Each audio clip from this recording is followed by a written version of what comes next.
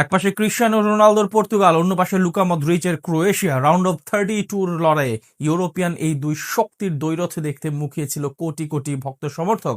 এমন high voltage ম্যাচে বল পায়ে কেমন করলো দুই দলের ফুটবলাররা? রাউন্ড অফ 32 লড়াইয়ে শেষ হাসি হাসলো কোন দল? সেই সবের আদ্যপান্ত থাকছে রিপোর্ট।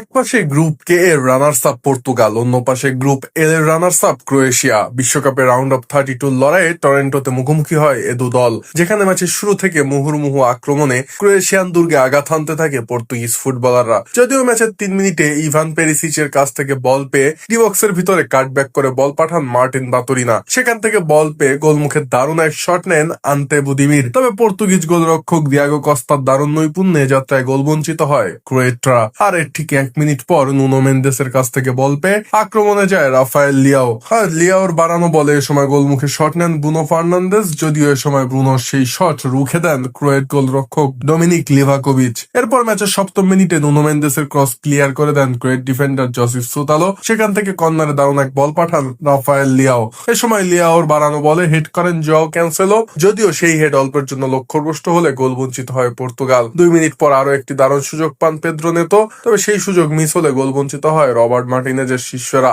আর ম্যাচের 12তম মিনিটে ডিবক্সের বাইরে থেকে ফ্রি কিকে গোল মুখে শট নেন CR7, তবে তার সেই শট ক্রোয়েট ডিফেন্ডারদের মানব দেয়ালে লেগে প্রতিহত হয়। আর ম্যাচের 17তম মিনিটে দুর্ভাগ্যজনকভাবে বুদিমিরকে ফাউল করে হলুদ কার্ড দেখে Portuguese centre back Ruben Diaz. 6 minute পর আবারও দারুণ এক বল বাড়ান নুনো মেন্দেস, তবে গোল মুখে শট নেবার আগেই পেদ্রো নেতোকে এ সময় রুখে দেন ক্রোয়েট ফুটবলার পনগ্রাসিচ।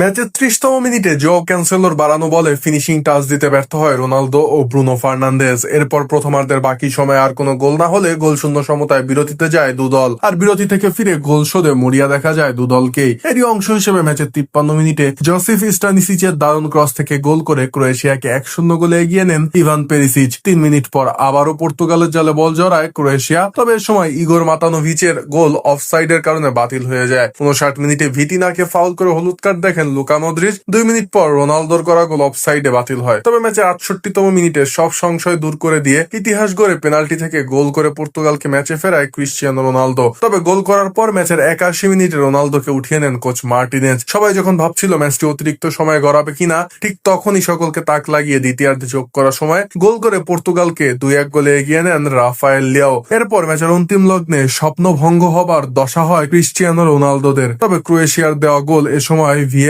অফসাইডের কারণে বাতিল হলে 2-1 জয় নিয়ে রাউন্ড অফ 16 নিশ্চিত করে পর্তুগাল। একপাশে গ্রুপ কে এর রানার্স আপ পর্তুগাল, অন্য পাশে গ্রুপ এল এর রানার্স আপ ক্রোয়েশিয়া। বিশ্বকাপের রাউন্ড অফ 32 লড়াইয়ে টরেন্টোতে মুখোমুখি হয় এ দু দল, যেখানে ম্যাচের শুরু থেকে মুহুর্মুহু আক্রমণে ক্রোয়েশিয়ান দুর্গে আঘাত হানতে থাকে পর্তুগিজ ফুটবলাররা।